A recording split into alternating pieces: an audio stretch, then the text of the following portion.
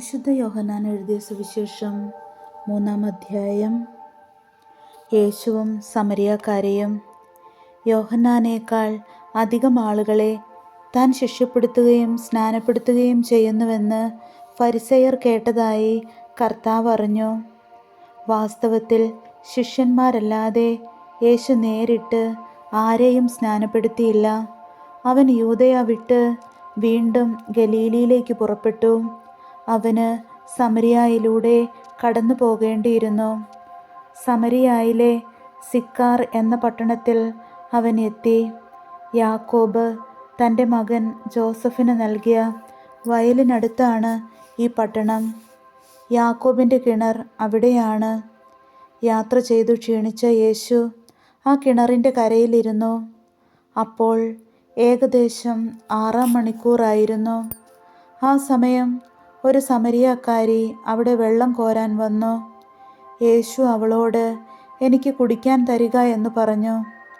അവൻ്റെ ശിഷ്യന്മാരാകട്ടെ ഭക്ഷണ സാധനങ്ങൾ വാങ്ങാൻ പട്ടണത്തിലേക്ക് പോയിരുന്നു. ആ സമരിയാക്കാരി അവനോട് ചോദിച്ചു, "നീ ഒരു യഹൂദനായിരിക്കെ സമരിയാക്കാരിയായ എന്നോട് കുടിക്കാൻ ചോദിക്കുന്നതെന്ത്? യഹൂദരും സമരിയാക്കാരും തമ്മിൽ സമ്പർക്കമൊന്നുമില്ലല്ലോ."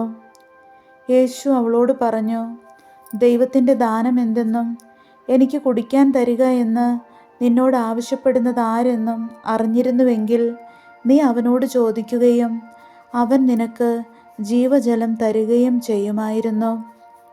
അവൾ പറഞ്ഞു, "പ്രഭു, വെള്ളം കോരാൻ നിനക്ക് പാത്രമില്ല, കിണറോ ആഴമുള്ളതും.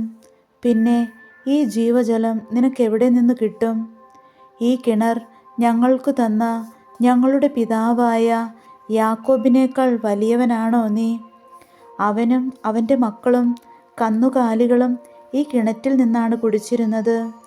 യേശു പറഞ്ഞു, "ഈ വെള്ളം കുടിക്കുന്ന ഏവനും വീണ്ടും ദാഹിക്കും. എന്നാൽ ഞാൻ നൽകുന്ന വെള്ളം കുടിക്കുന്നവന് പിന്നീടൊരിക്കലും ദാഹിക്കുകയില്ല. ഞാൻ നൽകുന്ന ജലം അവനിൽ നിത്യജീവനിലേക്ക് നിർഗളിക്കുന്ന അരുവിയാകും." അപ്പോൾ അവൾ പറഞ്ഞു, "ആ ജലം എനിക്ക് തരിക.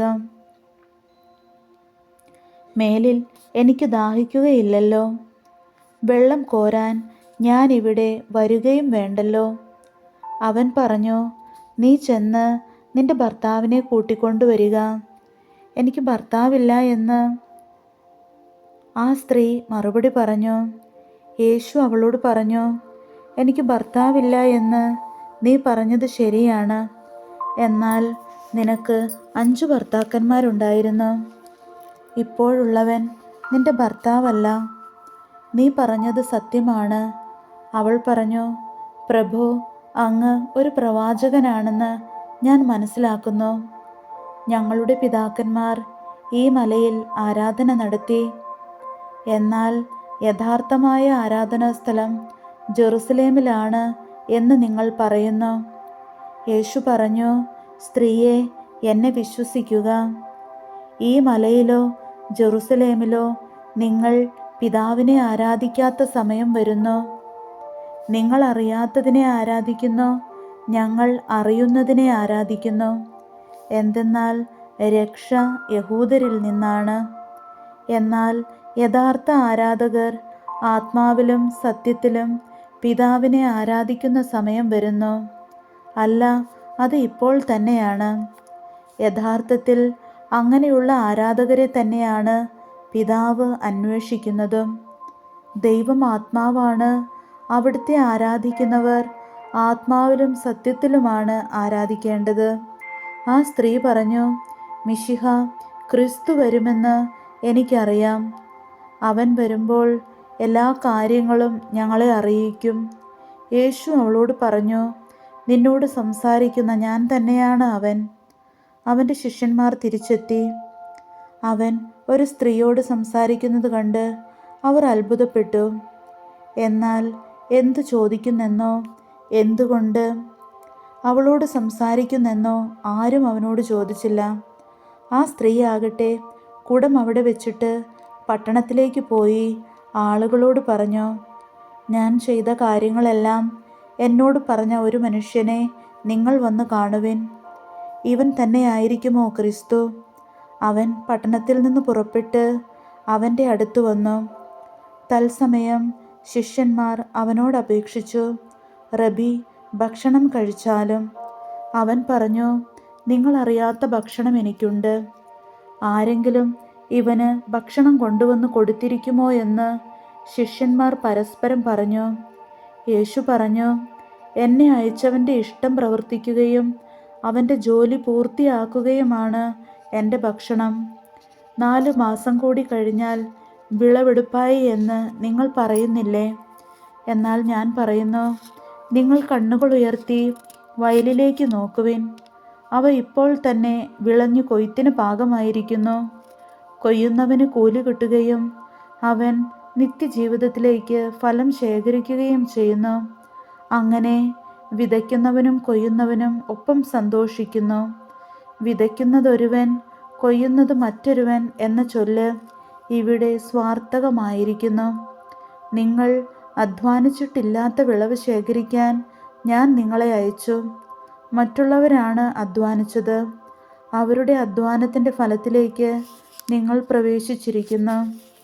ഞാൻ ചെയ്തതെല്ലാം അവൻ എന്നോട് പറഞ്ഞു എന്ന ആ സ്ത്രീയുടെ സാക്ഷ്യം മൂലം പട്ടണത്തിലെ സമരിയാക്കാരിൽ അനേകർ അവനിൽ വിശ്വസിച്ചു. ആ സമരിയാക്കാർ അവൻ്റെ അടുത്ത് വന്ന് തങ്ങളോടൊത്ത് വസിക്കണമെന്ന് അവനോട് അപേക്ഷിക്കുകയും അവൻ 2 ദിവസം അവിടെ താമസിക്കുകയും ചെയ്തു. അവൻ്റെ വചനം ശ്രവിച്ച മറ്റു പലരും അവനിൽ വിശ്വസിച്ചു. അവൻ ആ സ്ത്രീയോട് പറഞ്ഞു, ഇനിമേൽ ഞങ്ങൾ വിശ്വസിക്കുന്നത് നിന്റെ വാക്കുമൂലമല്ല, കാരണം ഞങ്ങൾ തന്നെ നേരിട്ട് ശ്രവിക്കുകയും ഇവനാണ് യഥാർത്ഥത്തിൽ ലോകരക്ഷകനെന്ന് മനസ്സിലാക്കുകയും ചെയ്തിരിക്കുന്നു. രാജസേവകൻ്റെ പുത്രനെ സുഖപ്പെടുത്തുന്നു. 2 ദിവസം കഴിഞ്ഞ് അവൻ അവിടെ നിന്ന് ഗലീലയിലേക്ക് പോയി.